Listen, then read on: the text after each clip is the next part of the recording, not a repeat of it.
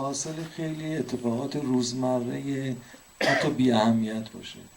And in this way I've attempted to have the dramas that take shape be the product of what seem like almost unimportant, mundane, ordinary events.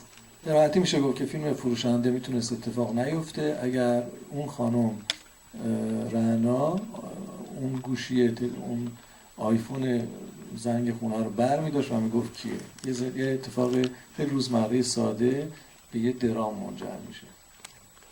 One can easily see how the salesman would not have that the story of the salesman would not have happened if that lady Rana had not picked up the intercom or had picked up the intercom and listened to who it was rather than just let someone in.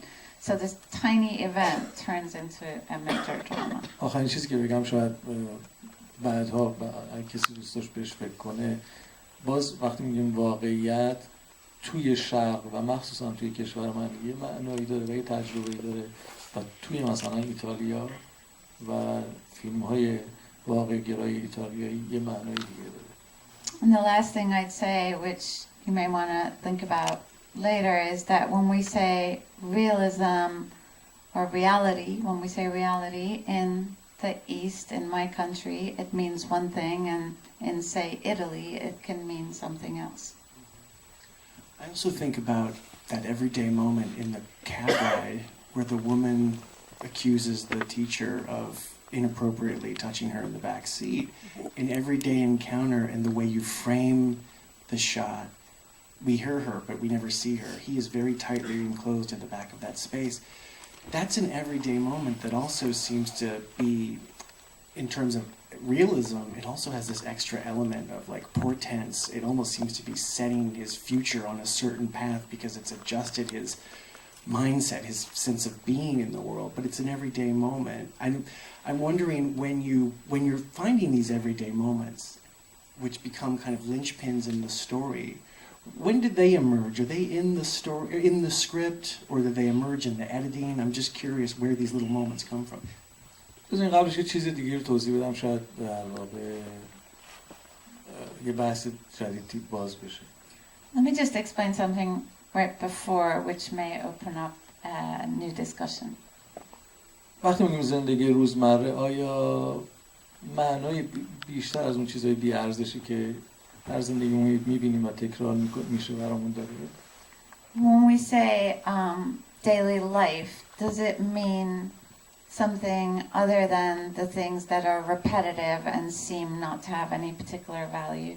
من یه مثال میزنم که بگم بله خیلی لایه‌های مختلف داره زندگی روزمره ولی ما تا وقتی که توی موقعیت خاص قرار نگیریم متوجه نمیشیم. I'm going to give you an example just to show how there are many layers in ordinary life, but up until the moment we're in a very unique set of circumstances, we're not aware of them.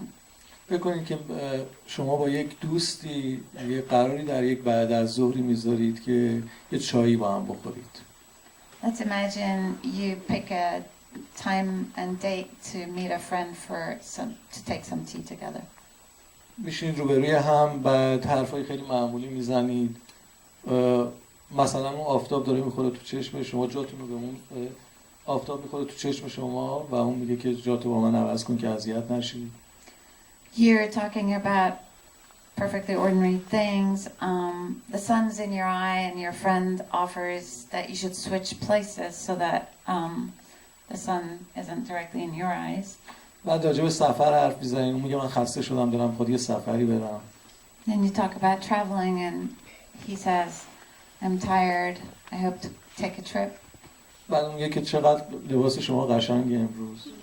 And he says, oh, you're dressed so nicely today. آیا اینا حرفای خاصی هستند؟ Are these words at all unique or special? آیا معنایی پشتشونه؟ Is there a meaning beneath the meaning or behind the meaning? نه نیست. No, there isn't. ولی اگه دوست شما بره و صبح فردا بمیره همه اینا معنا پیدا میکنه. But if your friend goes and dies the next morning, then every single one of these words becomes endowed with a different meaning. همه این حرفا میشه یه نشانه‌ای که انگار در جهت اینه که انگار اون آدم میدونسته که قراره بمیره.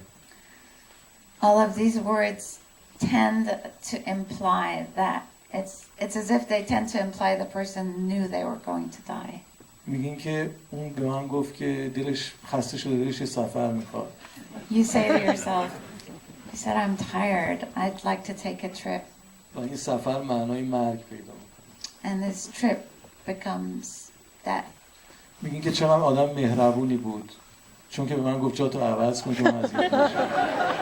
You say he was such a kind guy. He told me change places with me so the sun's not in your eyes. پس تا وقتی که یه موقعیت بحرانی مثل مرگ رخ نداده، زندگی این چیزاش ارزشی نداره، ولی وقتی اون اتفاق میفته همه چیز میشه نشانه.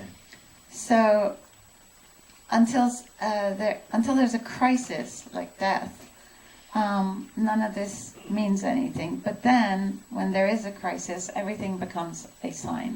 من سعی میکنم برسم به سوال شما، سعی میکنم که توی نوشتن اصلا بر اساس این متریال ریز و جزئی و بی‌ارزش داستان رو بنا کنم.